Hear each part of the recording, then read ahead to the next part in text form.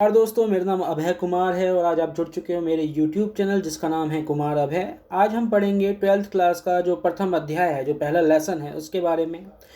और शीत युद्ध जो है, जो कि पहला लेसन का नाम ही है, शीत युद्ध की जो जड़ें हैं वो जो आपको पहला लेसन दिखता है वो वहीं से ही शुरुआत नहीं होती है। इसकी जड़ें जो हैं बहुत पहले से ही, यानी आप कह सकते हो कि प्रथम विश्व युद्ध के दौरान से ही इसकी जो जड़ें हैं या इसके जो बीज हैं वहाँ से ही बो दिए गए थे।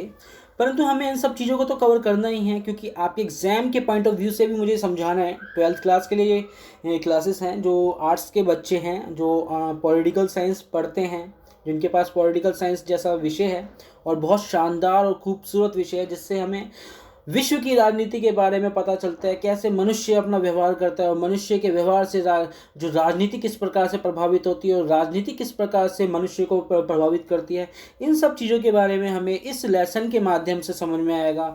ये लेसन एक तरह से आप समझ सकते हो कि पूरी बुक का, यानी आप जितनी भी बुक्स हैं, आपके पास 12th क्लास के अंदर 2 बुक्स हैं, उसको काफ़ी ज़्यादा प्रभावित करेगा ये प्रथम लेसन।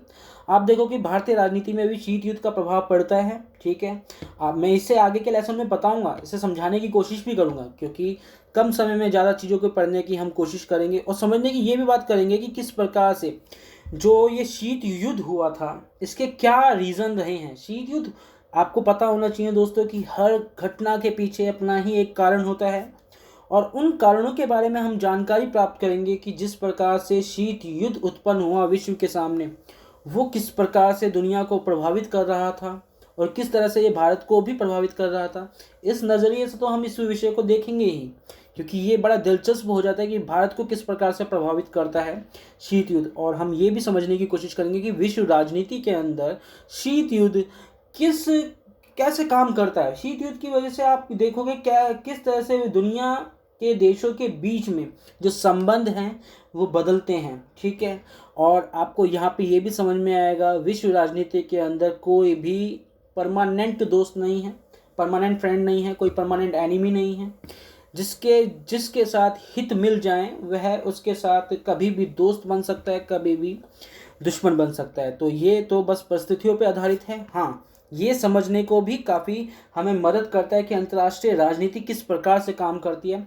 तो ये जो लेसन है ना, समकालीन विश्व राजनीति, बहुत ही कमाल का लेसन है। हाँ, ये भी जानता हूँ कि ये आपके लेसन जो है, ये जो प्रथम लेसन जो है आपके विषय में तो नहीं आने वाला है, आपके एग्ज़ाम के पॉइंट ऑफ व्यू से तो नहीं आने वाला है, परंतु हाँ, CUET के पर्पज़ से भी ये लेसन बहुत ही इंपॉर्टेंट है। और बिना शीत युद्ध को पढ़े और आप पूरी बुक्स को पढ़ रहे हो तो ये मेरे ख्याल से एक बेईमानी होगी, आप न्याय नहीं कर पाओगे। और लेसन के साथ आप जब दूसरे लेसन पढ़ोगे तो आपको लगेगा कुछ ना कुछ अधूरा है, और वो अधूरा क्यापन है वह शीत युद्ध का ना पढ़ना। आपको उनके आगे के लेसनों में छवि दिखेगी, थोड़ी थोड़ी दिखेगी, परंतु अगर हम प्रथम लेसन नहीं पढ़ते हैं, प्रथम अध्याय नहीं पढ़ते हैं या पहला लेसन नहीं पढ़ते हैं, तो जाहिर सी बात है आपके अंदर एक अधूरा ज्ञान आपको पूरे क्या कहते हैं सेमेस्टर में, एग्ज़ाम में झेलना पड़ेगा। तो इसलिए पहला लेसन को इम्तिहान से पढ़ते हैं, बारीकी से पढ़ते हैं, डिटेल से पढ़ते हैं, हर शब्द का मतलब देखेंगे इसमें कि वो शब्द राजनीति के अंदर अपनी महत्वपूर्ण भूमिका किस प्रकार से निभाता है। आइए शुरू करते हैं। समकालीन विश्व राजनीति के अंदर कक्षा 12th के लिए है और ये प्रथम अध्याय है, प्रथम बुक है। ठीक है, भाग 1 है।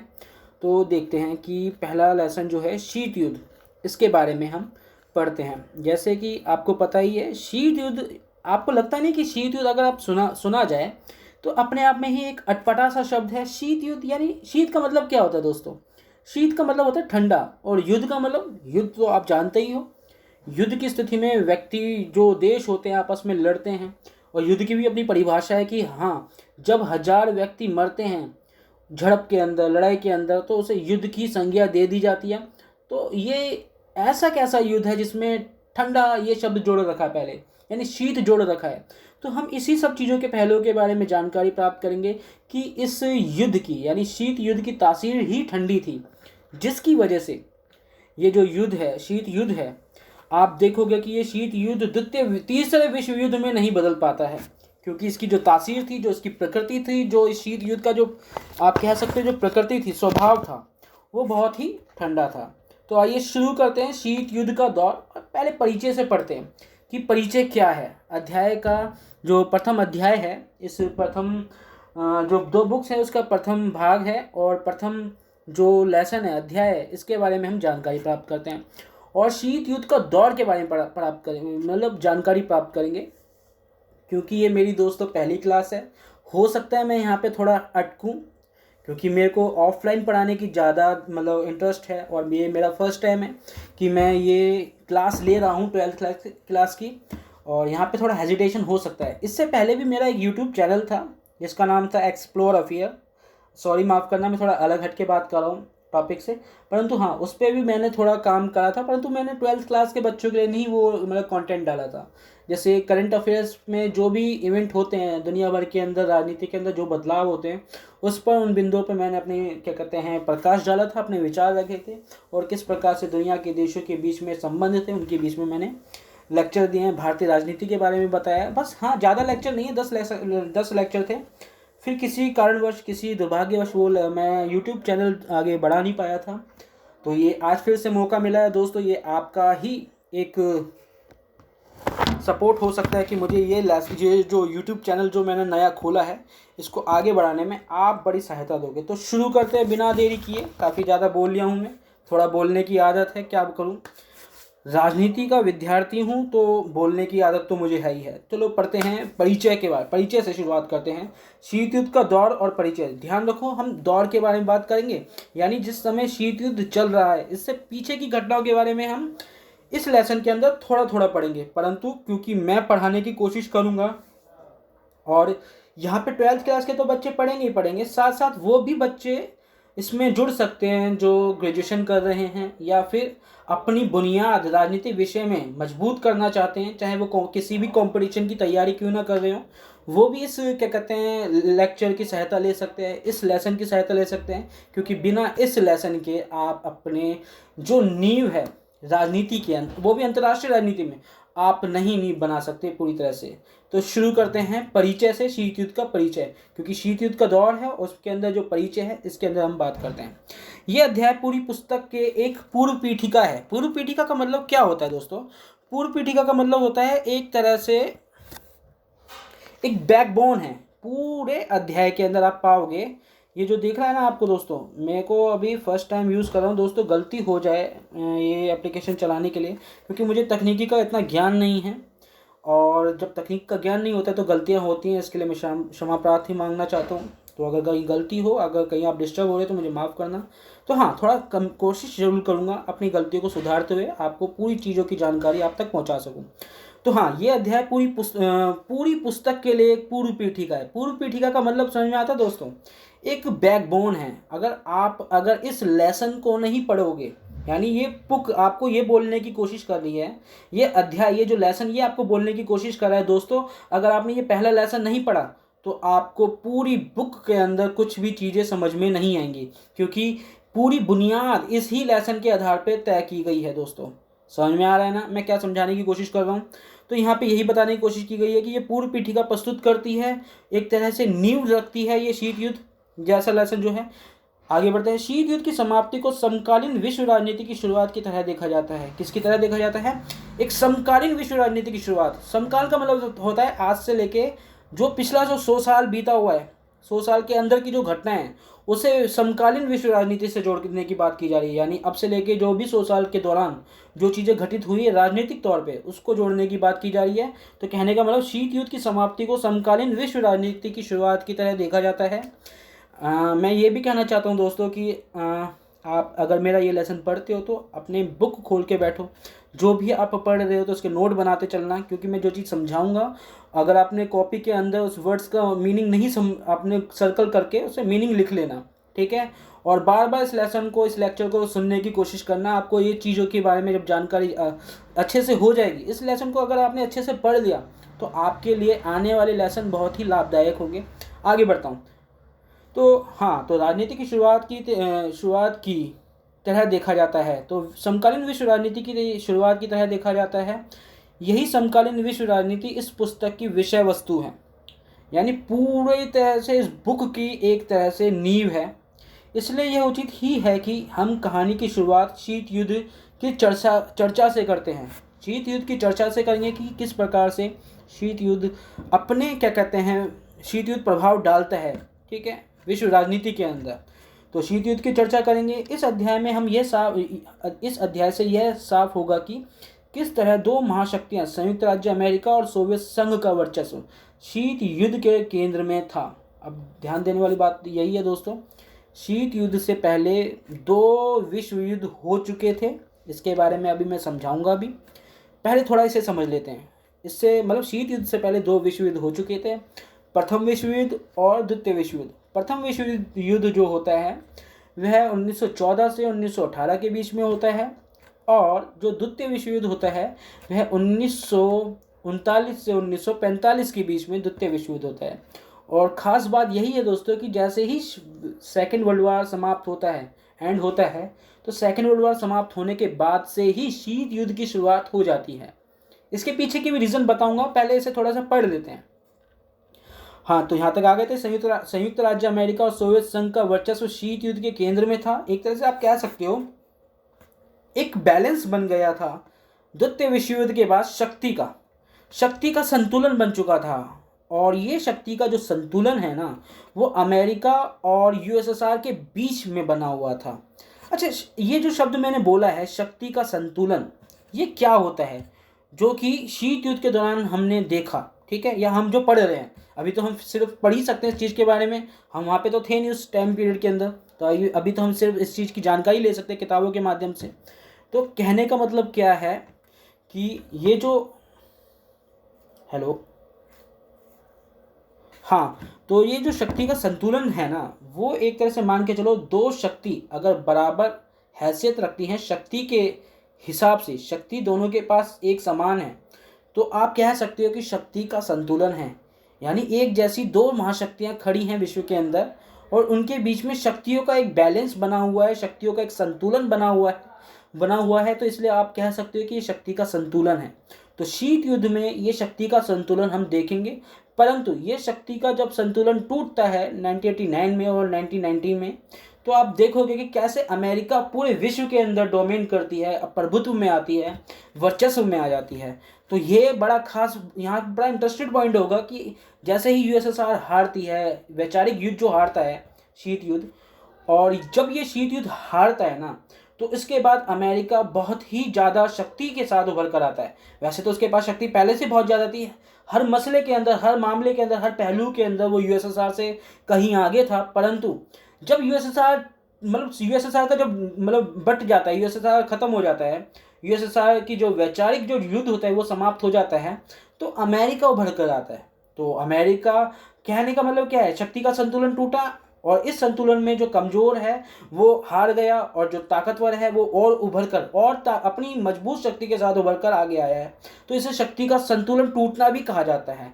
और शक्ति का संतुलन कोल्ड वार के दौरान हमने देखा कि किस प्रकार से विश्व के अंदर 2 महाशक्तियां आपस में लड़ रही थी। और ये जो झगड़ा है ना, क्योंकि आपको पता है ये युद्ध के बारे में अगर हम बात करते हैं, शीत युद्ध जैसे लेसन के बारे में हम पढ़ते हैं, तो शीत युद्ध का मानना क्या होगा, शीत युद्ध का मानना ये है कि एक ऐसा युद्ध जिसमें वैचारिक युद्ध लड़ा जाता है, जिसमें हथियारों से लड़ाई नहीं होती, जिसमें प्रत्यक्ष तौर पे युद्ध नहीं होता है, अप्रत्यक्ष युद्ध होता है, जिसमें वैचारिक तौर पे युद्ध होता है, भाषणों के द्वारा एक दूसरे को क्या कहते हैं इंसल्ट की जाती है, उसे नीचा गिराया जाता है, जितना हो सके उसे नीचा गिराया जा सकता है। अगर हम दोस्तों एक बार के बारे में जानकारी ले ना, तो सामान्य सी बात दिखती है, शीत युद्ध हमारे दैनिक दिनचर्या के अंदर भी ये शीत युद्ध कहीं ना कहीं काम करता है, एग्जिस्ट करता ही है। जैसे आपने देखा है ये मजाक का ही हिस्सा है, थोड़ा आपको जो मजाक लगता है वही कहीं ना कहीं शीत युद्ध का ही हिस्सा है।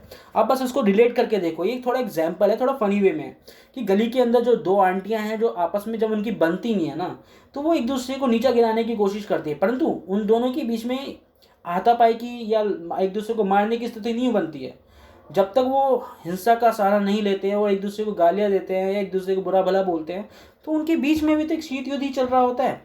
अब यही मानवीय स्वभाव देशों के स्वभाव में भी दिख रहा है, समझ में आ रहा है, क्योंकि देश भी तो मानव के स्वभाव से ही बने हैं ना। और ये ही कंडीशन विश्व के अंदर 2 देशों के बीच में देखी जा रही थी, क्योंकि उनके बीच में भी शीत युद्ध जो था वैचारिक युद्ध था, एक तरह से हथियारों की होड़ लगी हुई थी। और एक शक जो कि एक दूसरे देश पे करता है, दूसरा देश पहले और सामने वाले देश पे शक करता है, और ये शक जो है एक तरह से वो रूप ले लेता है जिसके अंदर ऐसा लग रहा था कि शीत युद्ध जो है तीसरे विश्व युद्ध में बदल जाएगा। परंतु बहुत सारी कंडीशंस होने के बाद भी हम यही देखेंगे कि शीत युद्ध तीसरे विश्व युद्ध में नहीं बदल पाता है। तो यहाँ तक तो क्लियर हो गया होगा कि भाई जाहिर सी बात है, सोवियत संघ और अमेरिका शीत युद्ध के दौरान वर्चस्व में थी, ताकत आपस में लड़ रही थी वैचारिक तौर पर। क्योंकि ये वैचारिक तौर पे क्या मतलब हो सकता है, वैचारिक तौर का मतलब ये हो सकता है अमेरिका जो प्रभुत्व कर रही है, अमेरिका जो विचारधारा को अपना रही है, या अमेरिका की जो विचारधारा है वह पूंजीवादी व्यवस्था है।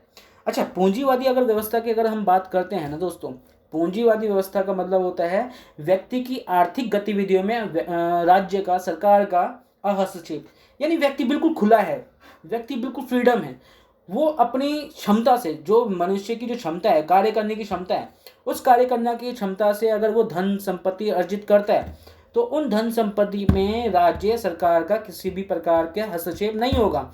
ये एक तरह से कैपिटल आइडियोलॉजी कहलाई जाती है, यानी पूंजीवादी विचारधारा कहलाई जाती है, जो कि अमेरिका इस विचारधारा का नेतृत्व कर रहा था। अगर हम दूसरी तरफ यूएसएसआर को देखते हैं तो हम दोस्तों पाएंगे कि यूएसएसआर का जो क्या कहते हैं विचारधारा थी वे साम्यवादी थी, समाजवादी थी, जिसमें अगर हम देखते हैं कि समाजवादी साम्यवादी के अंदर आप पाओगे कि पूंजीवाद का बिल्कुल उलट है, बिल्कुल अपोजिट में।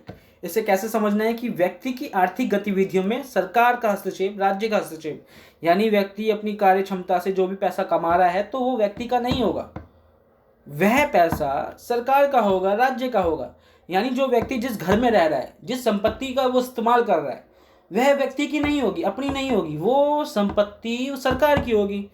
तो कहीं ना कहीं राज्य का बहुत ही ज़्यादा हस्तक्षेप दिखता है। अच्छा, जहाँ सरकार का हस्तक्षेप दिखता है ना, तो वहाँ पे लाजमी सी बात है, चीज़ों को समझने वाली बात है दोस्तों, कि यहाँ पे स्वतंत्रता कम होती है, यहाँ पे सरकार के द्वारा स्वतंत्रता कम दी जाती है। तो समझना यही है यहाँ पे कि शीत युद्ध के अंदर जो जो वैचारिक युद्ध हो रहा था वो अमेरिका और यूएसएसआर के बीच हो रहा था। अमेरिका की विचारधारा है अमेरिका की विचारधारा है पूंजीवादी, और साम्यवादी विचारधारा का जो नेतृत्व कर रहे थे वो है यूएसएसआर। ठीक है, यहाँ तक समझ में आ गया होगा। आगे बढ़ते हैं। देखो दोस्तों, अगर मैं इन छोटी छोटी चीज़ों को नहीं बताऊंगा ना तो बहुत ही मुश्किल हो जाएगा चीज़ों को समझना और इन चीज़ों को आगे जाके संभालना। क्योंकि अगर चीज़ें बर्डन हो जाएंगी, आप पे बोझ आ जाएगा शब्दों को लेकर या किसी कॉन्सेप्ट को लेकर, अगर वो कॉन्सेप्ट नहीं आता और बार बार हर लेसन के अंदर वही चीज़ बार बार दोहराई जाती हैं, तो एक परेशानी का सबक बन जाएगा। इसलिए मैं थोड़ा समय ले रहा हूँ यहाँ पे, और पहला लेसन हमेशा से समय ही लेता है, तो इसलिए आपको भी थोड़ा संयम होकर इस लेसन को पढ़ना होगा। अभी समय है हमारे पास, और इस समय का थोड़ा इस्तेमाल करके हम इस लेसन को बेहतर तरीके से समझ सकते हैं। यकीन मानो दोस्तों, अगर आप इस लेसन को अच्छे से करके जाओगे तो आपके तथ्यों के अंदर वजन होगा, क्योंकि आप बुनियाद को बेहतर तरीके से पक्की कर चुके हो। क्योंकि बुनियाद क्या है पूरी बुक का बुनियाद ये ही लेसन है। अगर आपने इस लेसन को अच्छे से समझ लिया तो आप इससे आगे तक अपने भविष्य में काम कर सकते हो। ये 12th क्लास का मसला नहीं है कि आपने 12th क्लास तक पढ़ा और आगे जाके आपको कोई भी काम नहीं आएगा। ये भविष्य में भी काम आएगा, भविष्य में ही ये चीज़ें काम आएंगी। तो क्यों ना इसे बेहतर तरीके से तसल्ली से क्लियर कर लिया जाए और हर चीज़ क्रिस्टल एंड क्लियर दिखे कॉन्सेप्ट के मामले में।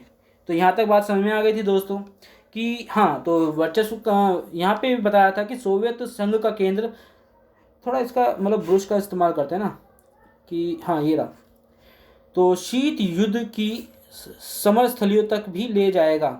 कहने का मतलब क्या है, यह अध्याय जो है ना हमें विश्व के विभिन्न हिस्सों में शीत युद्ध की समर स्थलियों तक ले जाएगा। कहने का मतलब यही है दोस्तों कि जहाँ तक शीत युद्ध फैला है ना, जिन जिन देशों तक, मेरा मानना यह है कि विश्व का प्रत्येक देश जो है इस शीत युद्ध से प्रभावित ही था। और यही एक कारण है कि दुनिया के प्रत्येक देश जो है शीत युद्ध के बाद भी और शीत युद्ध के दौरान भी अपनी अपनी राजनीति को बदला है शीत युद्ध को ध्यान में रखते हुए। तो कहने का मतलब यही है कि सभी जगहों के बारे मतलब दुनिया की राजनीति का आपको एक झलक मिल जाएगी शीत युद्ध के दौरान ही। तो आगे बढ़ते हैं। इस अध्याय में, ये जो अध्याय है इसमें गुटनिरपेक्ष आंदोलन पर इस दृष्टि से विचार किया गया है कि किस तरह इसने दोनों राष्ट्रों के दबदबे को चुनौती दी है। दोनों राष्ट्रों के दबदबे को चुनौती दी है। ऊपर हो जा भाई, हाँ ठीक है। तो दोनों राष्ट्रों को दबदबे को चुनौती दी है। अरे यार ऊपर करता हूँ, हाँ ये ठीक है। हाँ, तो इसने दोनों राष्ट्रों के दबदबे को चुनौती दी है। गुटनिरपेक्ष देशों द्वारा नई अंतर्राष्ट्रीय आर्थिक व्यवस्था स्थापित करने के प्रयास की चर्चा इस अध्याय में इस अध्याय में यह बताते हुए की गई है कि किस तरह इन देशों ने गुटनिरपेक्ष आंदोलन को अपने आर्थिक विकास और राजनीतिक स्वतंत्रता का साधन बनाया। अब क्या रहा है दोस्तों, बात यही है, समझना क्या है यहाँ पे कि जाहिर सी बात है, अगर हम पढ़ते हैं शीत युद्ध तो दो देश हमें बहुत ही उभर कर दिखते हैं जिनका नाम हमेशा आएगा ही आएगा। और आज भी आप देखोगे ना दोस्तों, बड़े मज़ेदार शब्द कहना बेकार है क्योंकि युद्ध में हानियाँ ही होती है, और शीत युद्ध में भी हानि हुई थी, जन की भी और धन की भी, लोग मारे गए थे, परंतु उतनी मात्रा में नहीं, मतलब उतनी संख्या में लोग नहीं मारे गए थे। छुटमुट झगड़े हुए थे, परंतु वो जो झगड़े थे वो भी नहीं होने चाहिए थे, क्योंकि मनुष्य जाति को मानवाधिकार का जिस प्रकार से युद्ध में उल्लंघन होता है वो नहीं होना चाहिए। परंतु यहाँ पे समझना क्या है, समझने वाली बात यही है कि आज भी हम शीत युद्ध से बच नहीं पाए हैं।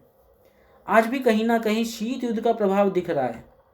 ठीक है, आज के टाइम में जो शीत युद्ध का आप कैसे एग्जाम्पल ले सकते हो, आज के टाइम में आप जिस यूक्रेन को, रूस को आज देख रहे हो, वो पहले कभी यूएसएसआर हुआ करता था। यूक्रेन जो है पहले यूएसएसआर के हिस्से में ही आता था। ठीक है, और ये जो युद्ध हो रहा है ना, इसकी भी जड़ें यूक्रेन, ये क्या कहते हैं, यूएस मतलब शीत युद्ध में ही छिपी हुई हैं। तो दुनिया आज तक प्रभावित है, चाहे शीत युद्ध जो क्या कहते हैं ना कि पूर्ण तरह से जो शीत युद्ध था, जो कालखंड था शीत युद्ध का, वो समाप्त भले ही क्यों ना हो गया हो, परंतु उसके प्रभाव आज भी देखे जा रहे हैं। इससे आज मनुष्य अपने आप को बचा नहीं पाया है, देश अपने आप को बचा नहीं पाया है। वो फिलहाल अलग बात है, कभी और दिन समझाने की हम कोशिश करेंगे। परंतु यहाँ पे इसने एक आंदोलन की बात करी है, एक गुट की बात करी है जिसका नाम है गुट निरपेक्ष आंदोलन। अच्छा, जाहिर सी बात है, शीत युद्ध हो रहा था, दो महाशक्तियाँ आपस में लड़ रही थी वैचारिक तौर पर। ठीक है, प्रतिद्वंदी थी शीत युद्ध में। आप देखोगे वैचारिक तौर पे युद्ध हो रहा था, साम्यवादी और पूंजीवादी विचारधारा के बीच में था, क्योंकि मैंने आपको समझाया हुआ है शीत मतलब ये पूंजीवाद क्या होता है, साम्यवाद क्या होता है। इसी शीत युद्ध के प्रभाव को रोकने के लिए भी नॉन अलाइनमेंट मूवमेंट नाम से, यानी गुट निरपेक्ष जैसे गुट निरपेक्ष आंदोलन उभर कर आया था दुनिया के अंदर। जो ये चुनौती थी विश्व के अंदर, क्या कहते हैं, शीत युद्ध जैसी, इसके प्रभाव को रोकने के लिए आया था। परंतु हम देखते हैं कि गुट निरपेक्ष के अंदर भी कुछ ऐसी व्यवस्था बनती है, ऐसी व्यवस्था पनपती है जो शीत युद्ध से कहीं ना कहीं अपने आप को कहने का मतलब गुट निरपेक्ष क्यों बनाया गया था, वो इसलिए बनाया गया था ताकि वह शीत युद्ध के प्रभाव को रोक सके। हाँ, ये मैं आगे डिटेल से भी पढ़ाऊंगा कि गुट निरपेक्ष देश क्या होते हैं, है ना। परंतु ये समझ लो कि गुट निरपेक्ष देश थे जो कि शीत युद्ध के प्रभाव को रोक रहे थे। साथ साथ गुट निरपेक्ष देशों ने अपने अंदर एक ऐसी व्यवस्था बनाई थी जो आर्थिक तौर पे अपने जो देश हैं, आर्थिक तौर पे आर्थिक जो व्यवस्था है, उस व्यवस्था से उन देशों को फ़ायदा हो सके, आर्थिक मदद मिल सके। ठीक है, क्योंकि ये वो देश हैं जो 1945 के बाद देश आज़ाद हुए थे। अब 1945 के बाद जब देश आज़ाद हुए थे, ध्यान रखो 1945 का मतलब क्या होगा दोस्तों। 1945 जब भी मैं ये बात कहूँ तो आपके दिमाग में यही बात आनी चाहिए, 1945 का मतलब यही कि हाँ, शीत युद्ध द्वितीय विश्व युद्ध का समाप्ति हुई थी। और हाँ, द्वितीय विश्व युद्ध की समाप्ति के बाद आप देखोगे दुनिया भर के जो देश है ना, वो देश जो पहले कभी गुलाम हुआ करते थे महाशक्तियों के, जैसे ब्रिटेन हो गया, फ्रांस हो गया, पुर्तगाल हो गया, स्पेन हो गया, डच हो गया, इनके जो देश गुलाम थे वो धीरे धीरे आज़ाद होना शुरू हुए। इसमें से जो महाद्वीप हैं, मैं उनके नाम गिना रहा हूँ, महाद्वीपीय देश जो थे आज़ाद होने लगे। जैसे एशिया में भारत भी आता है, पाकिस्तान भी आता है, श्रीलंका भी आता है ना। आप समझ ही रहे होगे मेरी बातों को। उसी प्रकार अगर मैं बात करता हूँ अफ्रीका में बहुत सारे देश थे, और लैटिन अमेरिका। ये कहने का मतलब है कि इन्हीं महाद्वीपीय देशों ने मिलकर एक गुट निरपेक्ष देश बनाया था, क्योंकि इनकी आर्थिक व्यवस्था बहुत कमज़ोर थी। पहली बात तो ये समझनी है कि ये गुट निरपेक्ष बनाया गया शीत युद्ध को रोकने के लिए। फिर दूसरी बात ये भी समझनी है कि इन्होंने एकता, जब एक मंच पर आए, गुट निरपेक्ष जैसे मंच पर आए, तो उन्होंने अपनी अर्थव्यवस्था को मजबूत करने के लिए भी व्यवस्था बनाई जिसे कहा जाता है नई अंतर्राष्ट्रीय आर्थिक व्यवस्था, जिसे NIEO भी कहा जाता है, जिसे इंग्लिश में कह सकते हैं हम न्यू इंटरनेशनल इकोनॉमिक ऑर्डर। ठीक है, ये बात समझ में आ रही है दोस्तों। मैं यहाँ पे बात कर रहा हूँ ये नई अंतर्राष्ट्रीय आर्थिक व्यवस्था स्थापित करने का प्रयास किया। इस अध्याय में यह बताते हुए कि किस तरह दोनों देशों ने गुटनिरपेक्ष आंदोलन को अपने आर्थिक विकास और राजनीतिक स्वतंत्रता का साधन बनाया। आर्थिक विकास और स्वतंत्रता का साधन बनाया। और अध्याय के अंत में गुटनिरपेक्ष आंदोलन में भारत की भूमिका का मूल्यांकन किया जाएगा। और यह प्रश्न पूछा गया है कि भारत के हितों की रक्षा में गुटनिरपेक्ष नीति किस सीमा तक सफल हुई। कहने का मतलब शीत युद्ध चल रहा है। देखो, इमेजिन करो, विश्व में युद्ध हो रहा है जो कि शीत युद्ध जैसा है।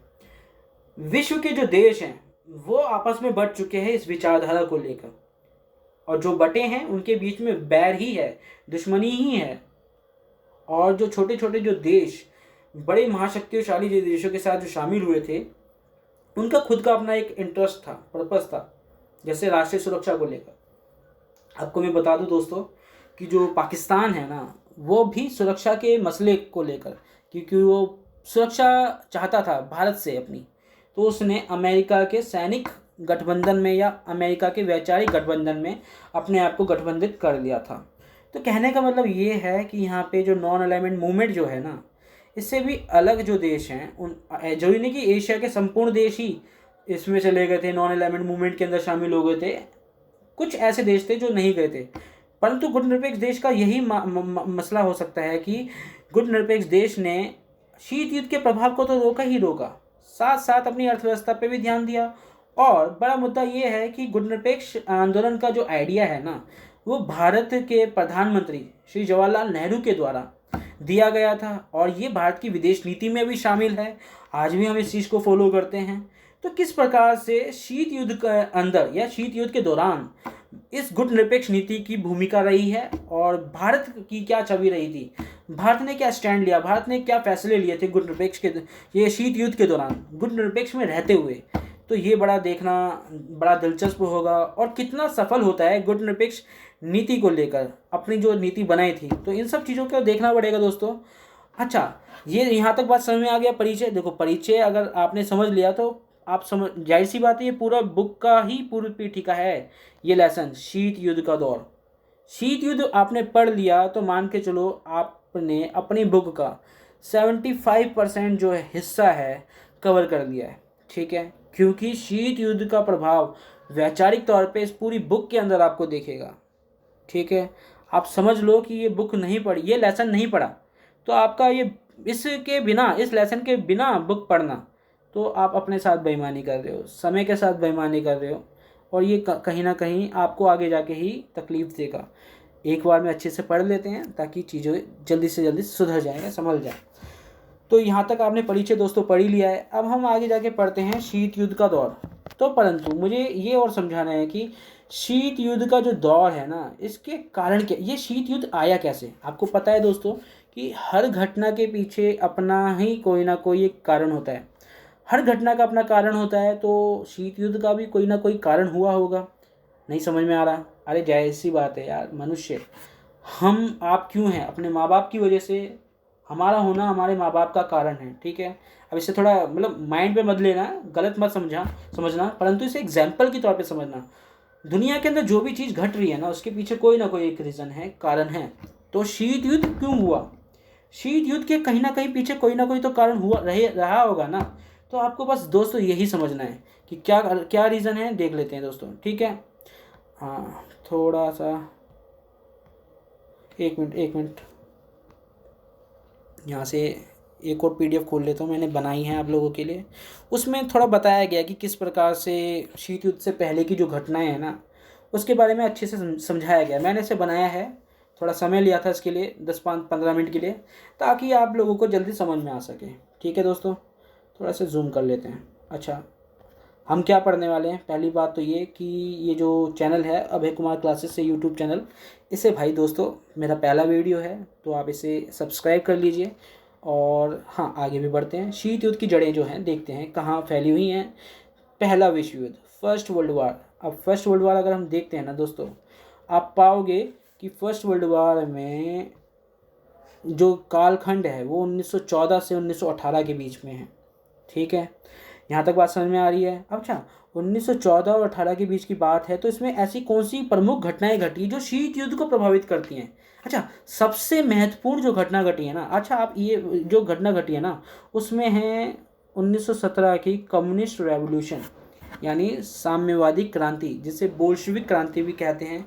हर एक शब्द का आंसर दूंगा, हर एक शब्द को समझाने की कोशिश करूंगा कि बोल्शेविक का क्या मतलब होता है। और आप ये भी ध्यान रखो कि अगर मैं बात करता हूँ फर्स्ट वर्ल्ड वार की, तो आप देखो, आप यहाँ पे ये पाओगे कि 1914 और 18, और मैंने इसके बीच में से 18 से पहले जो एक डेट उठा ली है, एक साल उठा लिया है, वो है 1917। देखो दोस्तों, आपको समझ में आ रहा होगा। अरे चल जा भाई। हाँ, तो ये जो 1917 है, इस कालखंड के इस समय, इस साल जो है, यानी अक्टूबर 1917 के अंदर कम्युनिस्ट रेवोल्यूशन होता है। कौन सा रेवोल्यूशन होता है? साम्यवादी क्रांति होती है। कहाँ पर होती है? ये होती है यूएसएसआर के अंदर। कहाँ होती है दोस्तों? यूएसएसआर के अंदर क्रांति होती है। ध्यान से देखना दोस्तों, 1917 से पहले, यानी 1917 से पहले, यहाँ पे मैं लिखता हूँ 1917 से पहले। ठीक है, मिटा देता हूँ।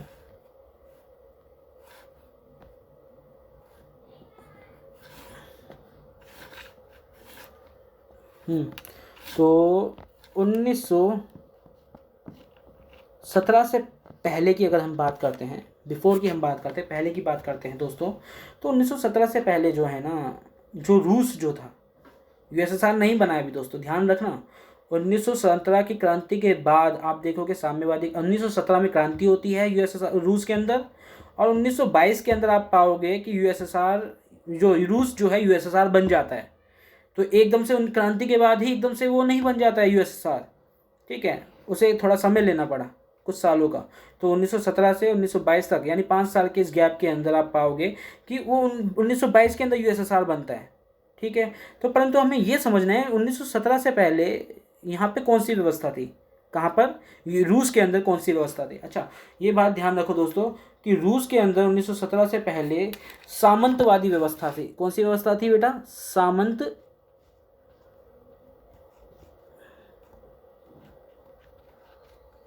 सामंतवादी व्यवस्था। सामंतवादी व्यवस्था। हाँ, नहीं ढंग से नहीं लिख पा रहा हूँ क्योंकि मेरा फर्स्ट एक्सपीरियंस है इस एप्लीकेशन को चलाते हुए। हाँ, फिर भी समझ लो, मैं बोल रहा हूँ, अच्छे से समझ, नोट कर लेना। तो हाँ, रूस के अंदर 1917 और 17 से पहले सामंतवादी व्यवस्था थी। अच्छा, सामंतवाद का मतलब समझ में आता है दोस्तों क्या होता है? सामंतवाद का मतलब होता है एक ऐसी व्यवस्था जिसके अंदर जो जमींदार हैं उनका दबाव होता है। कहाँ पर? ग्रामीण समाज के अंदर, ग्रामीण समुदाय के अंदर।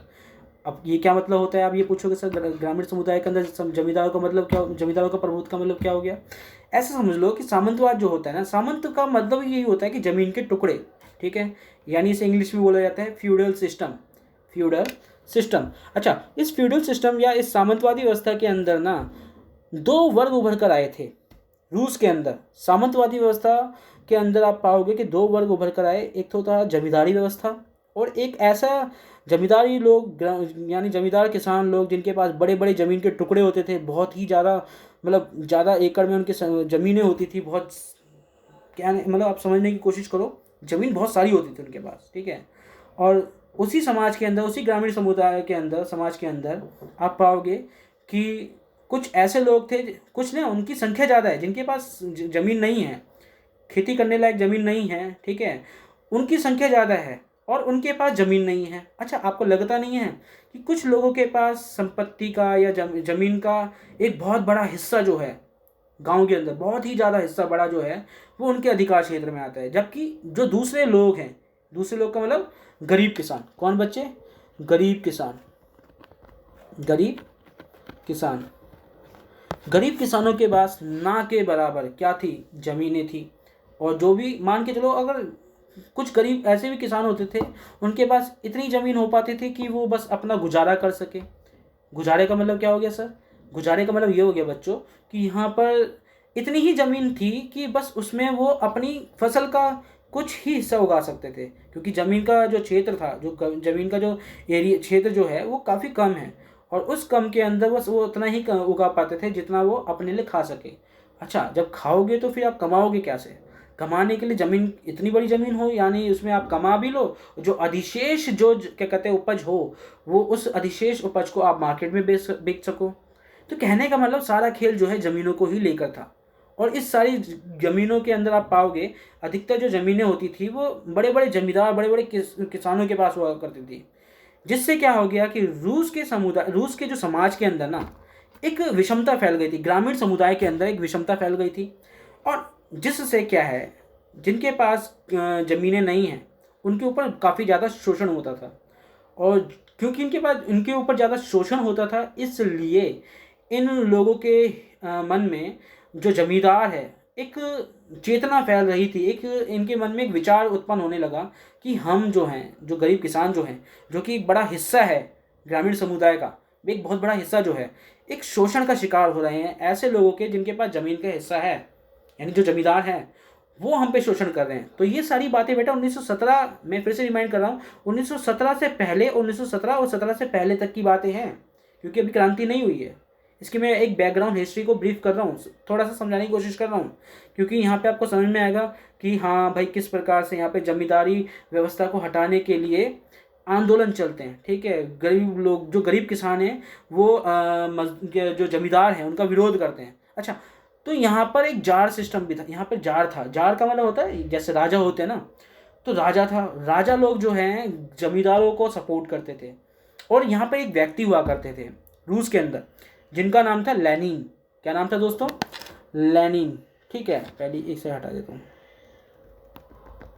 ठीक है, इसे नाम ध्यान रखना बेटा, लेनिन। ठीक है, लेनिन। ठीक है, तो लेनिन के नेतृत्व में एक क्रांति होती है। ठीक है, जिसमें आप देखोगे कि एक व्यवस्था को समाप्त कर दिया जाता है, एक पूरे सिस्टम को, एक पूरी प्रणाली को समाप्त कर दिया जाता है, और एक नई व्यवस्था उभर कर आती है जिसे साम्यवादी व्यवस्था कहा जाता है।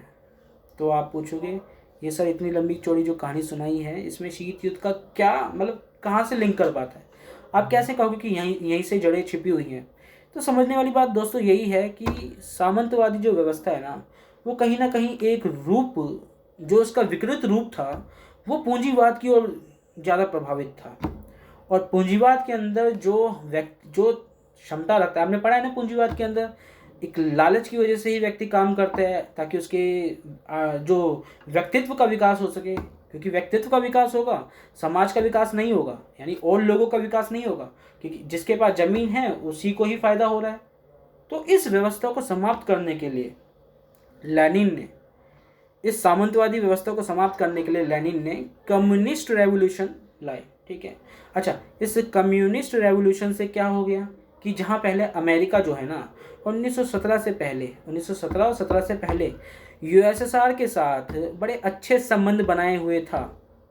समझ में आ रहा है? 1917 और 17 से पहले, क्योंकि अभी क्रांति नहीं हुई है, क्रांति से पहले यूएसएसआर के, रूस के साथ अमेरिका के रिलेशन अच्छे थे। क्योंकि मैंने बताया ना, फ्यूडल सिस्टम जो है एक तरह से आप कह सकते हो ये पूंजीवाद का ही ऐसा ही रूप है, एक झलक दिखती है इसके अंदर। और अमेरिका की विचारधारा और रूस की विचारधारा उस समय मिल रही थी। जब विचारधाराएं आपस में मिलती है ना, तो देशों का मिलन होता है, आपसी रिलेशन बनते हैं। और आप कह सकते हो 1917 से पहले अमेरिका और रूस के बीच में अच्छे रिलेशन थे। फिर आप देखोगे कि क्योंकि अब कम्युनिस्ट रेवोल्यूशन आ गया, बोल्शेविक क्रांति आ गई। अच्छा, मैंने बताया बोल्शेविक क्रांति क्या होता है।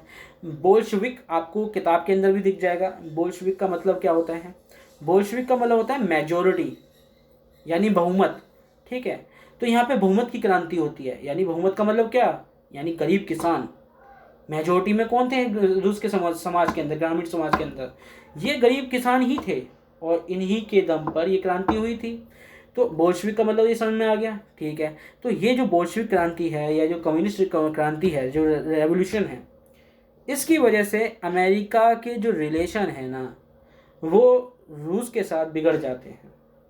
क्योंकि दो एक जैसी विचारधारा जब मिलती हैं तो देशों के बीच का जो संबंध है वो भी बनते हैं। और जब ये संबंध संबंध कब टूटते हैं या कब बिगड़ जाते हैं? जब वैचारिक जो जो मन है, वैचारिक जो मन है जब नहीं बनते हैं, यानी जब विचारधाराएं नहीं बनती है, तब जाकर देशों के बीच में मनमुटाव आता है। तो उस समय भी कुछ ऐसा ही चल रहा था विश्व की राजनीति के अंदर, अमेरिका और रूस के अंदर। जब ये क्रांति हुई रूस के अंदर, कम्युनिस्ट रेवोल्यूशन, तो आप पाओगे कि इस कम्युनिस्ट रेवोल्यूशन से आपको दिखेगा कि किस प्रकार से अमेरिका और यूएसएसआर के बीच में एक तनाव उत्पन्न होता है, इनके बीच में संबंध बिगड़ता है। और आप कह सकते हो कि शीत युद्ध की जो जड़ें हैं ना, ये 1917 की ही क्रांति से जुड़ी हुई हैं। आपको ये भी ध्यान रखना है दोस्तों कि अगर आप दूसरा लेसन पढ़ोगे, उस दूसरे लेसन के अंदर पहले जो पैराग्राफ है ना, उसकी 2-3 लाइन ऊपर नीचे में कहीं लिखा हुआ है कि ये जो साम्यवादी क्रांति हुई है ना, वो किसके खिलाफ हुई है? पूंजीवादी व्यवस्था के खिलाफ हुई है। तो आपको ये जो प्रूफ है कि हाँ भाई ये जो साम्यवादी व्यवस्था आई है वो किसके खिलाफ आई है? पूंजीवाद के खिलाफ ही आई है। और अमेरिका खुद इस आइडियोलॉजी को फॉलो करता है, इस आइडियोलॉजी पे काम करता है, मानता है। तो जाहिर सी बात है इनकी नहीं बनेगी। और यहीं से ही इनकी शुरुआत मानी गई है कि शीत युद्ध की शुरुआत की जो जड़ें हैं ना, वो 1917 से जुड़ी हुई हैं। और 1917 का वो समय है जब विश्व के अंदर प्रथम विश्व युद्ध चल रहा था। तो यहाँ पर तो ये बात समझ में आनी चाहिए दोस्तों कि प्रथम विश्व युद्ध क्या है। ठीक है, प्रथम विश्व युद्ध के अंदर कहाँ गया भाई? हाँ, प्रथम विश्व युद्ध के अंदर जो ये क्रांति हुई है वो कहीं ना कहीं, कौन सी वाली क्रांति? ये वाली क्रांति, कम्युनिस्ट रेवोल्यूशन, ये कहीं ना कहीं आपको बताएगा कि भाई किस प्रकार से शीत युद्ध की जो बीज हैं वो यहीं से ही डले गए हैं। अच्छा, पहली डेट आपने निकाल ली भाई यहाँ से कि हाँ 1914 से 18 के बीच में कम्युनिस्ट रेवोल्यूशन हुआ। देखो बहुत इंपॉर्टेंट चीज़ें निकल रही हैं। पहला विश्व युद्ध हो चाहे द्वितीय विश्व युद्ध हो, यहाँ से बहुत महत्वपूर्ण चीज़ें निकली हैं। जो कुछ ऐसे संगठन हैं, कुछ ऐसे क्या कहते हैं जो घटनाएं हैं जो शीत युद्ध के समय काफ़ी प्रभावित करी हैं, या शीत युद्ध के बाद भी आज के वर्तमान समय में भी काफ़ी प्रभावित करी हैं। तो इनको जानकारी ले बिना आपको आगे बढ़ना काफ़ी मुश्किल हो जाएगा। तो जाहिर सी बात है 1917 के अंदर जो कम्युनिस्ट रेवोल्यूशन हुई थी वो पूंजीवाद के खिलाफ हुई थी। और ये पूंजीवाद के जब खिलाफ हुई थी, जाहिर सी बात है अमेरिका और यूएसएसआर के बीच में संबंध बिगड़ गए थे। तो आप कह सकते हो कि यूएसएसआर और रूस और अमेरिका के बीच के जो रिलेशन है 1917 से बिगड़े हैं। ये आपका एग्जैक्टली पॉइंट है। यहाँ से आप कह सकते हो कि यहीं से शुरुआत मानी गई है शीत युद्ध की। परंतु हाँ, ये बात समझने वाली बात है क्योंकि दुनिया को उस समय पता नहीं था कि दुनिया के देशों के बीच में हो क्या रहा है। क्योंकि आज के टाइम में तो टेक्नोलॉजी का जमाना है। कोई भी घटना हो, छोटी सी भी घटना क्यों ना हो, वो वायरल होने में सेकंड लगाती है। सेकंडों मिनटों के अंदर तो पूरी दुनिया के अंदर फैल जाती है। परंतु उस समय ना टेक्नोलॉजी, इन्फॉर्मेशन जो टेक्नोलॉजी थी इतनी डेवलप नहीं थी। तो जो मनमुटाव हुआ था उस समय के दौरान वो दुनिया के सामने नहीं दिख पा रही थी। तो अमेरिका और रूस को पता था या उसके आस पड़ोस के देशों को पता होगा, परंतु दुनिया को पता चल जाए ऐसा भी नहीं हुआ था फर्स्ट वर्ल्ड वॉर के दौरान, यानी प्रथम विश्व युद्ध के दौरान। अभी दुनिया को नहीं पता था कि अमेरिका और रूस के बीच में बनती नहीं है, अब बिगड़ चुकी है। उसके पीछे का रीज़न क्या है दोस्तों? वो है कम्युनिस्ट रेवोल्यूशन। समझ में आ रहा है दोस्तों? फिर हम बात करते हैं लीग ऑफ नेशन की। अच्छा, एक और हमने डेट उठाई है, परंतु हमने डेट इसके बीच में से नहीं उठाई है फर्स्ट वर्ल्ड वॉर के बाद। फर्स्ट वर्ल्ड वॉर के बीच में से डेट नहीं उठाई है ना, हमने डेट उठाई है उसके 2 साल बाद क्या होता है। 2 साल बाद आप देखोगे लीग ऑफ नेशंस की स्थापना होती है 1920 को। ठीक है, 1920 में लीग ऑफ नेशन की स्थापना होती है, जब 10 जनवरी 1920 के अंदर। इतना ही काफ़ी बेटा। लीग ऑफ नेशंस का मतलब क्या है? अच्छा, आप आप इस चीज़ को सोचने की कोशिश करो। अभी दुनिया के अंदर विश्व युद्ध हुआ है, मतलब आप ये सोचो कि उस समय क्या हुआ हो सकता है। तो भाई जाहिर सी बात है प्रथम विश्व युद्ध हुआ है, और उस प्रथम विश्व युद्ध के अंदर कितने ही लोग मारे गए। अनुमानित तौर पे देखा जाए 3 करोड़ लोग मारे जाते हैं। ये कोई छोटी संख्या नहीं है लोगों के मरने की। अच्छा, जब लोगों की संख्या इतनी है तो फिर संसाधन कितना खपत हुआ होगा, क्योंकि जो हथियार है, लोगों ने जो पैसा लगाया होगा, ठीक है, वो भी तो खर्च हुआ होगा। अच्छा, ये बात भी ध्यान देने वाली बात है, इसे तो बिल्कुल नोट डाउन कर लो। जितना भी नुकसान हो रहा है ना इस समय, वो यूरोप की धरती पे हो रहा है। चाहे वो पहला विश्व युद्ध हो, चाहे वो दूसरा विश्व युद्ध हो। तो आपको लगेगा जो शीत युद्ध भी होता है ना, आप शीत युद्ध भी देखोगे ना, तो शीत युद्ध में भी आप। अच्छा दोस्तों, यहाँ पे मैं ये समझाने की कोशिश कर रहा था कि भाई विश्व युद्ध हुआ है। विश्व युद्ध कोई गली मोहल्ले की नुक्कड़ की लड़ाई नहीं है। ठीक है, कि किसी ने, एक व्यक्ति ने दूसरे व्यक्ति को पीट दिया, वो रोते रोते घर गया, फिर पुलिस केस हो गया, ऐसा कुछ नहीं है यहाँ पे। यहाँ पे दो देश, दो नहीं, दो से अधिक देशों का समूह थे, और एक समूह दूसरे समूह, जो कि उनके अंदर भी देशों के समूह होते थे, यानी दो देश, तो दो देशों के समूह थे यहाँ पे। सॉरी मैं कुछ गलत कह रहा हूँ, यहाँ पे कहने का मतलब ये है मेरा कि यहाँ पे देशों के समूह थे, ग्रुप बने हुए थे, समूह बने हुए थे, और उन समूह के अंदर दो या दो से अधिक देश हुआ करते थे। तो इसलिए यहाँ पे जो विश्व युद्ध है, विश्व युद्ध की संज्ञा दी गई थी। और इस प्रथम विश्व युद्ध की अगर हम बात करते हैं तो प्रथम विश्व युद्ध के अंदर आपको मिलेंगे, एक तो मित्र राष्ट्र थे और एक थे सेंट्रल पावर यानी केंद्र शक्ति।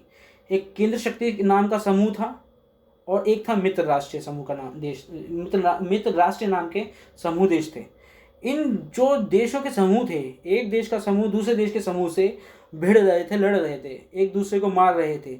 और प्रथम विश्व युद्ध के अंदर आपको यही समझ में आएगा दोस्तों कि किस प्रकार से मारकाट होती है। इस विश्व युद्ध के अंदर 3 करोड़ लोग मारे जाते हैं। मैं फिर से रिपीट कर रहा हूँ दोस्तों, 3 करोड़ लोग मारे जाते हैं। कोई ये संख्या छोटी मोटी नहीं होती है दोस्तों, जाहिर सी बात है, सोचने की कोशिश करो, 3 करोड़। और यहाँ पे लोगों की जितनी क्षति हुई है तो फिर नुकसान कितना हुआ होगा। नुकसान तो बहुत ही ज़्यादा हुआ। यहाँ पे संसाधन काफ़ी ज़्यादा ख़त्म हो गए। ठीक है, जब संसाधन खत्म होंगे तो लोगों के पास आर्थिक स्थिति बड़ी कमज़ोर हो जाएगी, सामाजिक जो ताना बाना है वो बड़ा कमज़ोर हो जाएगा। तो जाहिर सी बात है, ये सारी जो घटनाएं हो रही हैं ना, वो यूरोप की धरती पे हो रही हैं। और यूरोप की धरती के अंदर पहला विश्व युद्ध होता है, दूसरा भी होता है, आगे पढ़ना है, इसे थोड़ा सा समझना है, इससे पूरी डिटेल नहीं पढ़नी है, जो काम की चीज़ें हैं वही निकाल के आपको पढ़नी है। तो आपको ये समझना है कि भाई जाहिर सी बात है, विश्व युद्ध ना हो तो जिस समय फर्स्ट वर्ल्ड वार समाप्त हुआ तो ये जो उस समय के जो विद्वान लोग थे, ठीक है, जो उस समय के जो समझदार लोग थे, विद्वान लोग थे विश्व स्तर के अंदर, उन राजनीतिज्ञों ने क्या काम करा, एक ऐसे समूह का निर्माण करा जो भविष्य में दूसरा विश्व युद्ध ना हो, उस युद्ध को रोकने के लिए एक संगठन का निर्माण करा, जिसका नाम था, क्या नाम है दोस्तों, उसका नाम है लीग ऑफ नेशंस। ठीक है, जो 10 जनवरी 1920 को स्थापित हुआ था जेनेवा की पेरिस संधि शांति सम्मेलन के दौरान। ठीक है, लीग ऑफ नेशंस, इसका उद्देश्य क्या है कि भाई दूसरा विश्व युद्ध ना हो। भाई ये जो तबाही, ये जो त्रासदी है, जो मनुष्य जाति पे जो नुकसान झेला है मनुष्य ने, खास तौर पे यूरोप की धरती ने, वो भविष्य में फिर दूसरा युद्ध ना हो, क्योंकि देशों के बीच में विश्वास नहीं था। जब देशों के बीच में विश्वास नहीं होता है ना, तो युद्ध का ही रूप लेता है, तनाव होता है देशों के बीच में, फिर अंतिम स्तर पे पहुंचता है। जो लास्ट स्टेज होती है वो युद्ध की लास्ट स्टेज होती है, वॉर होती है। तो उस स्टेज तक ना पहुंचे, इसलिए लीग ऑफ नेशन जैसी अंतर्राष्ट्रीय संगठन की स्थापना की गई थी, परंतु ये असफल साबित हुई थी। ये जो लीग ऑफ नेशंस है ना, ये असफल हो गई थी। इसके पीछे का मुख्य कारण क्या था? इसके कारण थे तानाशाह। दुनिया के अंदर तानाशाह उत्पन्न हो रहे थे। अभी तानाशाह कौन से थे?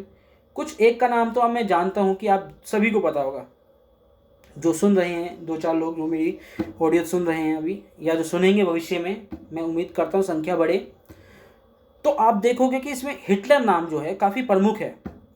एक रिपोर्ट अभी कुछ सालों पहले एक रिपोर्ट निकली थी कि एडोल्फ हिटलर ने, जो कि जर्मनी से था, नाजी उसकी पार्टी थी, नाजी विचारधारा को फॉलो करता था।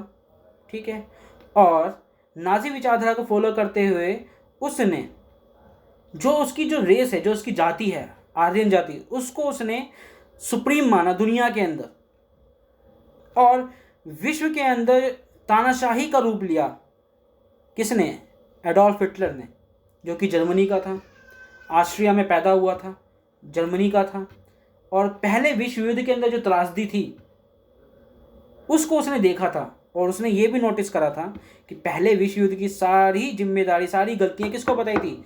जर्मनी को बताई थी, कि जर्मनी ही सभी गलतियों का जिम्मेदार है। तो इसलिए जो दूसरा विश्व युद्ध होता है ना, वो कहीं ना कहीं जर्मनी का जो तानाशाह है उसका महत्वपूर्ण रोल दिखता है। फिर दूसरे पे हम आ जाते हैं जापान के अंदर भी तानाशाही थे। और एक और नाम है इटली के अंदर थे मुसोलिनी बैटिक, जो कि फांसीवादी विचारधारा को मानते थे। वो राष्ट्रीय एकीकरण पे बात करते थे, राष्ट्र की सर्वोपरिता पे बात करते थे कि देश ही सबसे ऊपर है।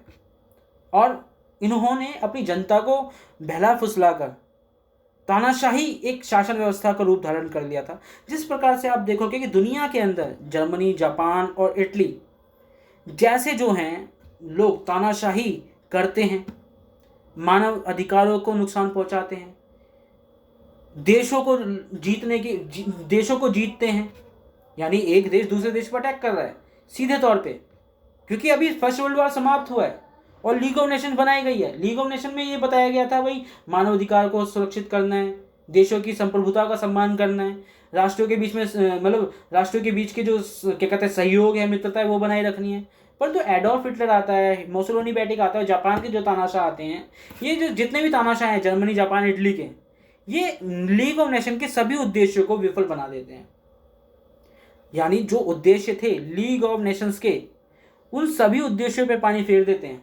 और फिर हम देखते हैं लीग ऑफ नेशंस असफल साबित होता है, एक नए युद्ध की ओर दुनिया आगे बढ़ती है। फिर से उसी खौफ के अंदर आप पाओगे कि सेकेंड वर्ल्ड वॉर शुरू हो जाता है 1939 से 45। मैं इसके डिटेल नहीं पढ़ाऊंगा, परंतु जो काम का है आपका उतना ही समझाऊंगा। 12th क्लास में इतनी चीज़ों की जानकारी होनी चाहिए ताकि आप जब भी अपना आंसर राइटिंग कर सको, आपके आंसर राइटिंग के अंदर वजन होना चाहिए। जो भी तथ्यों के साथ आप बात करोगे और आपकी जो मूलभूत समझ है वो इन तथ्यों को लेकर ही बनेगी, क्योंकि जो चीज़ें घट चुकी हैं second world war cold war से पहले, ये सभी जिम्मेदार है कोल्ड वॉर को पैदा करने के लिए। समझ में आ रहा है ना? अच्छा, यहाँ पर हम बात करते हैं सेकेंड वर्ल्ड वॉर की। अभी आपने देखा ना कि लीग ऑफ नेशन फेल हो गया, उसके पीछे का कारण क्या है? दुनिया के अंदर तानाशाह उत्पन्न हो रहे थे। तो जो तानाशाही देश थे वो एक्सिस पावर के अंदर थे। तानाशाही देशों के अंदर कौन कौन थे? मतलब एक्सिस पावर देश जो थे, जो समूह था, देशों का जो समूह था, एक्सिस पावर जो समूह था, देशों का जो समूह था, उसके अंदर हम देखेंगे जर्मनी था, जापान था, इटली था। सभी तानाशाह जो थे वो एक्सिस पावर के अंदर थे, जिसे धुरी राष्ट्र भी कहा जाता है। क्या कहा जाता है दोस्तों? धुरी राष्ट्र, धुरी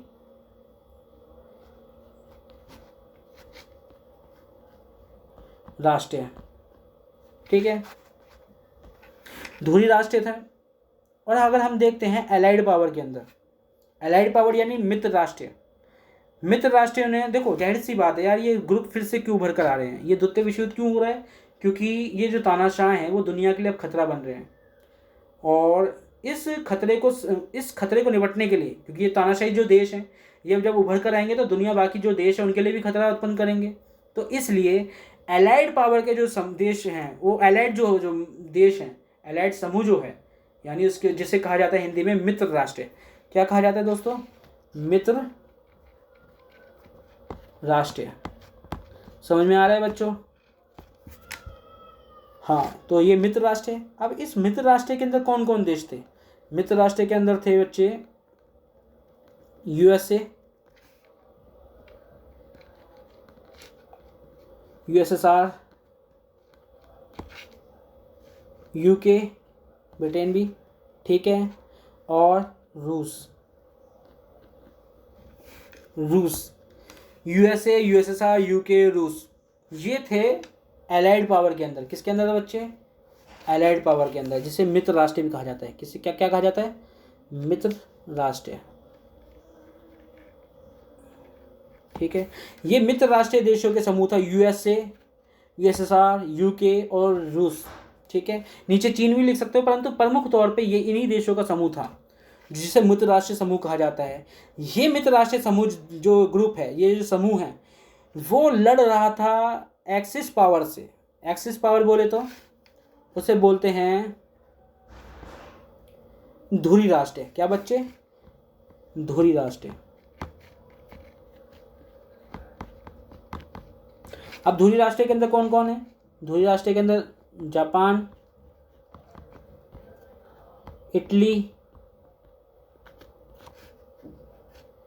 जापान, इटली, जर्मनी, ठीक है। वैसे राइमिंग के तौर पे अगर आपको याद रखना है तो जर्मनी, जापान, जे से आप ध्यान रखना। हिंदी देवनागरी में अगर आपको याद रखना है तो जर्मनी, जापान और इटली, ठीक है, इनको याद रखना। ये जो धुरी राष्ट्र है ना बच्चे, ये थे तानाशाही देश। इन तानाशाही देशों के खिलाफ एलाइड पावर जो है खड़ा हो जाता है इनके खिलाफ, एक्सिस पावर के खिलाफ। तो इनके बीच में युद्ध शुरू हो जाता है, ठीक है, जो कि 1939 से 45 के बीच में होता है। और इस युद्ध के अंदर भी काफ़ी लोग मारे जाते हैं। प्रथम विश्व युद्ध के जो लोगों के मरने की संख्या है उससे भी दुगनी इस युद्ध के अंदर देखी गई थी, रिकॉर्ड में। और इस रिकॉर्ड के अनुसार माना जाए तो 6 करोड़ लोग लगभग मारे गए थे। तो जाहिर सी बात है ये युद्ध भी विश्व को एक विध्वंस की ओर ले गया था, विश्व को एक त्रासदी की ओर लेके गया था। और इस युद्ध के अंदर ना एक महत्वपूर्ण और एक बहुत बड़ी घटना घटी थी जो कि दुखद थी, दुर्भाग्यवश थी। अमेरिका के द्वारा हिरोशिमा और नागासाकी पर, हिरोशिमा और नागासाकी, यहाँ पर क्या होता है बच्चे, हिरोशिमा और नागासाकी पर परमाणु बम गिरे जाते हैं अमेरिका के द्वारा। किसके द्वारा दोस्तों? एटॉमिक बॉम्बिंग की जाती है। किसके द्वारा? अमेरिका के द्वारा, यूएसए के द्वारा। क्या मसला होता है दोस्तों कि जर्मनी, जापान सब सरेंडर कर देते हैं, ठीक है, और अमेरिका जापान को भी वो कहता है आप भी अपने हथियार डाल दो। जो उनके साथी जो देश थे, जो ध्रुवीय राष्ट्र के जो समूह देश, जो मित्र देश थे इनके, उन मित्र देशों ने, यानी जापान के जो मित्र देश थे, उन्होंने तो हथियार डाल दिए थे, युद्ध में सरेंडर कर दिया था। परंतु जापान जो है हथियार नहीं डाल रहा था, वो युद्ध लड़ रहा था। तो अमेरिका का ऐसा कहना ही है कि अमेरिका ने इनके युद्धों को रोकने के लिए, यानी जापान की तरफ से ये जो युद्ध हो रहा था, इसको रोकने के लिए हिरोशिमा और नागासाकी पर परमाणु बम गिरे थे, एटॉमिक बम गिरे थे, जो कि 6 अगस्त और 9 अगस्त के दिन गिरे गए थे। अच्छा, ये इतिहास में ना अपने आप में बड़ी ही विचित्र घटना घटी थी, क्योंकि दुनिया के अभी तक के इतिहास में एटॉमिक बॉम्ब का जो है इस्तेमाल युद्ध में आज भी नहीं, वर्तमान समय में भी नहीं किया गया है। परंतु 1945 के युद्ध में अमेरिका के द्वारा ये कहकर कि हाँ भाई जापान जो है सरेंडर नहीं कर रहा है, जबकि जर्मनी और इटली ने सरेंडर कर चुके हैं, जापान को रोकने के लिए हिरोशिमा और नागासाकी, यानी 6 अगस्त 1945 को हिरोशिमा और 9 अगस्त 1945 को नागासाकी पर परमाणु बम गिरते हैं। बहुत पूरा एरिया ही तबाह हो जाता है दोस्तों। इंसान भाप बन जाता है इस एनर्जी में, जो उसके आसपास का जो इसकी चपेट में आए थे। कहने का मतलब इतना बुरा त्रासदी थी ये, मनुष्य जाति के इतिहास में अब तक का सबसे बड़ा विध्वंस जो था वो इस एटॉमिक पावर के द्वारा ज़्यादा मचाया गया था। और फर्स्ट टाइम इस ऐसे हथियारों का इस्तेमाल जो है युद्धों में हो रहा है। अच्छा, आपको लगता नहीं है दुनिया के अंदर एक खतरा और पनप गया है, वो है एटॉमिक बॉम्ब को लेकर। अच्छा, जब हम एटॉमिक बॉम्ब की अगर बात करते हैं, परमाणु की अगर हम बात करते हैं, तो इसका मतलब क्या है कि दुनिया में पलड़ा किसका भारी है इस समय? अमेरिका का। क्योंकि यहाँ पर जाहिर सी बात है, ये जो सेकेंड वर्ल्ड वार समाप्त होने के बाद कोल्ड वार की शुरुआत होती है। और कोल्ड वार की जो शुरुआत होती है ना, उसमें आप यही पाओगे यूएसएसआर और यूएसए किस प्रकार से आपस में वैचारिक युद्ध लड़ते हैं। इसको ही तो समझना है हमें। परंतु आपको इतना अभी ये समझना है कि अमेरिका ने जापान को रोकने के लिए, जापान को सरेंडर करवाने के लिए उसके पास सिर्फ एक ही चारा रह गया था, ताकि वो हिरोशिमा नागासाकी पे परमाणु बम गिरकर जापान को सरेंडर करवा सके और जो सेकेंड वर्ल्ड वार है उसको रोक सके। देखो, 6 अगस्त और 9 अगस्त को तो परमाणु बम गिरे जाते हैं अमेरिका के द्वारा हिरोशिमा नागासाकी पर। 14 अगस्त को दोस्तों, कब? 14 अगस्त 1945, 14 अगस्त 1945 को आप पाओगे कि जापान ने घुटने टेक दिए 14 अगस्त को।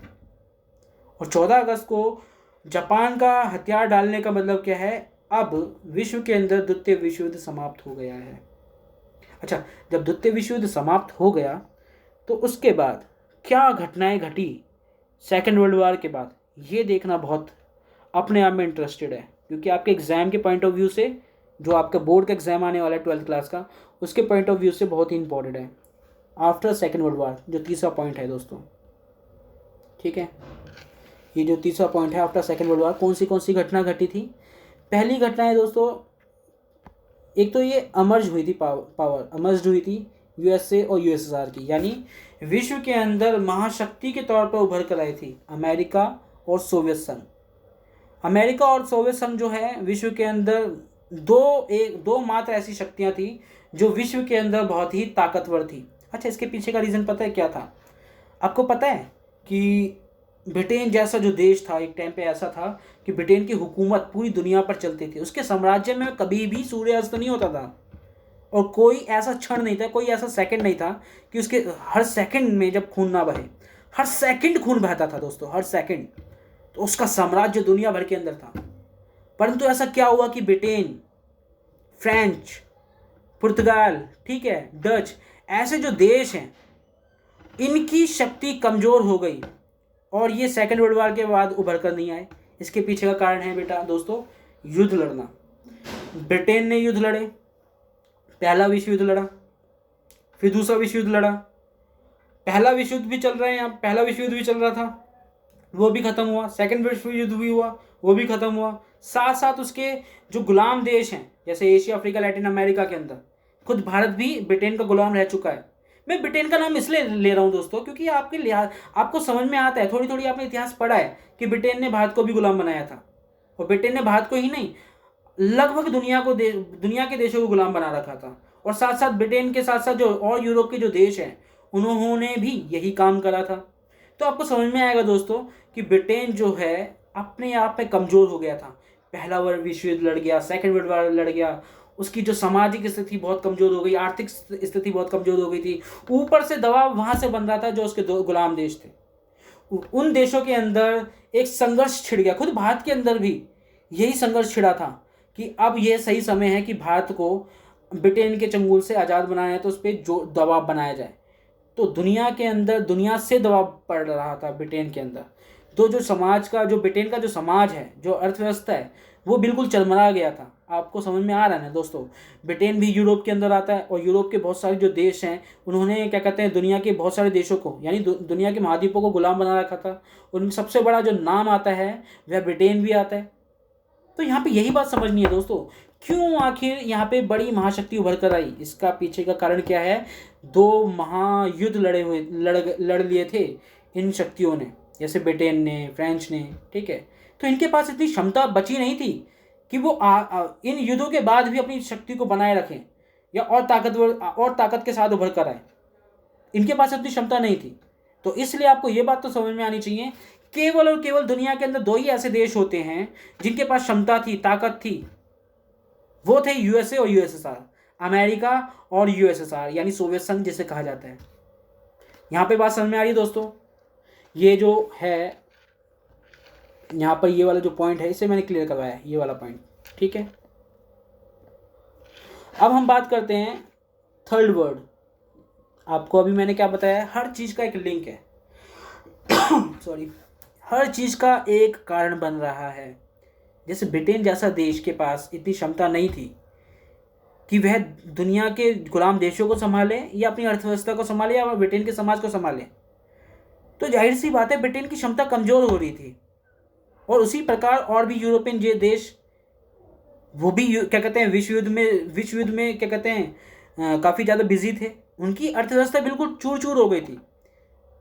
जब जाहिर सी बात है जब आपके पास अर्थव्यवस्था कमज़ोर हो जाएगी तो देश की सामाजिक व्यवस्था भी कमज़ोर हो जाएगी। तो वो जब अपने आप को नहीं संभाल पाए तो वो गुलाम देशों को क्या संभाल पाएंगे? तो यहाँ पे ये बात तो समझना ही है कि थर्ड वर्ल्ड, दुनिया के अंदर तीसरी दुनिया बनकर उभर कर आए ऐसे महाद्वीपीय देश, जैसे एशिया के महाद्वीपीय देश, अफ्रीका, लैटिन अमेरिका, इन महाद्वीपीय देशों में से देश आज़ाद होने लग गए। यानी 1945 के बाद से दोस्तों, कब से? 1945 के बाद से आप पाओगे कि दुनिया के अंदर देश जैसे जैसे आज़ाद होने लगे उन्हें तीसरी दुनिया के देश भी कहा जाता है, इन्हें थर्ड वर्ल्ड भी कहा जाता है। और आप पाओगे कि इनको विकासशील देश भी कहा जाता है, विकासशील देश भी कहा जाता है। तो ये आपको जिक्र मिलेंगे, इन शब्दों का आपको कहीं ना कहीं आपको मिलेगा, ये शब्द आपको मिलेंगे, पक्का मिलने वाले हैं। अगर आप बुक्स पढ़ोगे इन शब्दों पे अभी नोटिस कर लो, इसे लिख लो और बड़ा काम आने वाला है, ठीक है। फिर हम देखेंगे 24 अक्टूबर 1945 को यूएनओ की स्थापना होती है। किसकी होती है दोस्तों? यूएनओ की स्थापना होती है। UNO, United national organisations. क्या दोस्तों? यूनाइटेड नेशनल ऑर्गेनाइजेशंस, यूएनओ की स्थापना होती है। अच्छा, जैसे हमने वो पैटर्न समझा ना कि कैसे हमने फर्स्ट वर्ल्ड वार को देखा कि फर्स्ट वर्ल्ड वार हुआ, यूरोप की धरती पे हुआ, सबसे ज़्यादा नुकसान भी यूरोप की धरती को झेलना पड़ा। अब ऐसी बात नहीं कि दुनिया के देश प्रभावित नहीं हुए थे, परंतु सबसे ज़्यादा नुकसान तो यूरोप को ही हुआ था। ठीक है, हाँ। तो जब ये जो पहला विश्व युद्ध हुआ और समाप्त भी हुआ, प्रथम विश्व युद्ध 1914 से हुआ, शुरू हुआ, 1918 में ख़त्म हुआ। तो इस युद्ध के दौरान ही एक प्लानिंग शुरू हो गई थी, प्रथम विश्व युद्ध के दौरान ही, कि एक ऐसे संगठन बनाएंगे, अंतर्राष्ट्रीय संगठन, जो दुनिया के अंदर जो सेकेंड वर्ल्ड वार है उसको रोकेंगे, मतलब उसे होने से रोकना है। मेरे कहने का मतलब क्या है कि सेकेंड वर्ल्ड वार को होने से रोकना है। तो इसलिए सेकेंड वर्ल्ड वार को होने से रोकने के लिए लीग ऑफ नेशन बनाई थी। आपको ये भी पता है दोस्तों, लीग ऑफ नेशन असफल हो गई थी। उसके जो उद्देश्य थे, क्या उद्देश्य थे? कि मानव हितों की रक्षा, मानव अधिकारों की सुरक्षा करना, देशों के बीच में देशों की जो संप्रभुता है उसकी सम्मान करना, क्षेत्र सीमा का सम्मान करना, ठीक है, यानी मैत्रीपूर्ण संबंध बनाए रखना, आपसी विश्वास बनाए रखना। ये जो उद्देश्य थे, किसके थे ये उद्देश्य? लीग ऑफ नेशन के थे। ये सारे उद्देश्यों को लात मार देते हैं ये तानाशाही देश। कौन से आपको पता है ना तानाशाही देश कौन से हैं? मैं फिर से नाम दे रहा हूँ, जर्मनी, जापान और इटली। इसके अंदर जो इटली के अंदर मुसोलिनी बैटिक थे, जैसे एडोल्फ हिटलर थे, उसी प्रकार ये तानाशाही देशों ने लीग ऑफ नेशन को फेल करने में अपनी महत्वपूर्ण भूमिका निभाई।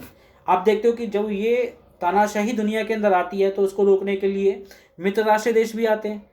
तो आप देखोगे मित्र राष्ट्रीय देश और ध्रुवीय राष्ट्रीय देशों के बीच में युद्ध होता है, जिसमें किसकी विजय होती है? मित्र राष्ट्रीय देशों की विजय हो जाती है। मित्र राष्ट्रीय देश जो हैं जीत जाते हैं, अमेरिका, ब्रिटेन, फ्रांस, रूस। उसको जीतने के बाद या उसी सेकेंड वर्ल्ड वार के दौरान ही इसमें भी काम शुरू हो जाता है कि भाई तीसरे विश्व युद्ध को होने से रोकना है। ये वही पैटर्न है जो लीग ऑफ नेशंस में था, इसी पैटर्न को फॉलो करा जा रहा है। देखो, अपने अंदर की हिम्मत यूरोप के देशों ने हारी नहीं, कि उन्हें पता है कि विश्व में तीसरा विश्व युद्ध ना हो, तो इसलिए उन्होंने एक और संगठन के एक नींव रखने की कोशिश करी थी। यानी सेकेंड वर्ल्ड वार के दौरान से ही शुरुआत हो गई थी, भाई हमें एक संगठन, अंतर्राष्ट्रीय संगठन बनाना है जो मजबूती से दुनिया के अंदर काम करेगा, जो दुनिया के अंदर जो सेकेंड वर्ल्ड वार हो रहा है उसे खत्म होने के बाद तीसरा विश्व युद्ध विश्व में ना हो, भविष्य में ना हो, उसे होने से रोकना है। इसलिए एक और संगठन का निर्माण किया गया 24 अक्टूबर 1945 को, यूएनओ की, यूनाइटेड नेशनल ऑर्गेनाइजेशंस। ठीक है, और इसके संस्थापक देशों के अंदर भारत भी शामिल है। फिर हम बात करते हैं नॉन अलाइनमेंट मूवमेंट। हमने पढ़ा था ना उसके परिचय के अंदर, कि परिचय हम जब पढ़ रहे थे कि हाँ भाई, उसमें आपने पढ़ा होगा कि गुटनिरपेक्ष देश के भी थे उसके अंदर। फिर गुटनिरपेक्ष देशों के अंदर न्यू भी बनाया गया था, न्यू इंटरनेशनल इकोनॉमिक ऑर्डर, यानी नव अंतर्राष्ट्रीय आर्थिक व्यवस्था। तो यहाँ पे इसी की बात चल रही है, नॉन अलाइनमेंट मूवमेंट जैसे देश। ठीक है, ये भी बने थे उस समय, कोल्ड यानी सेकेंड वर्ल्ड वार के बाद। और कोल्ड वार तो शुरू होता ही है, जाहिर सी बात है, कोल्ड वार तो शुरू हो ही जाएगा अमेरिका और किसके बीच में? यूएसएसआर के बीच में। तो दोस्तों, ये अभी मैंने जो समझाना था, यानी इसको जो एक प्लॉट तैयार करना था, वो मैंने प्लॉट तैयार कर दिया है। क्योंकि अगर ये बुनियादी चीज़ें आपको नहीं समझ में आएगी, अगर मैं ये नहीं समझाता, तो आपको आने वाले जो लेसन है ना उसमें दिक्कत होती, और ख़ासतौर पे उसी पहले लेसन में ही दिक्कतें हो जाती। तो इसलिए मैं इस लेक्चर को, इस जो छोटी सी जो कोशिश की है मैंने, जो थोड़ी सी लंबी हो गई है, उसको मैं यहीं विराम देता हूँ। आप लोगों को हाथ जोड़ के नमस्कार करता हूँ। मेरा नाम अभय कुमार है और ये मेरा आज पहला वीडियो है, और आप लोगों से यही उम्मीद करता हूँ कि आप मेरे इस चैनल को सब्सक्राइब कीजिए, लाइक कीजिए, दोस्तों तक पहुँचाइए। यकीन मानिए बहुत कुछ मिलने वाला है आपको, बहुत कुछ। तो आज से हमने जो शुरुआत करी है, और आप इसी को आगे ले जाने की इसी दौड़ में हमारे साथ काम करोगे। तो आज के लिए इतना ही है दोस्तों। जय हिंद।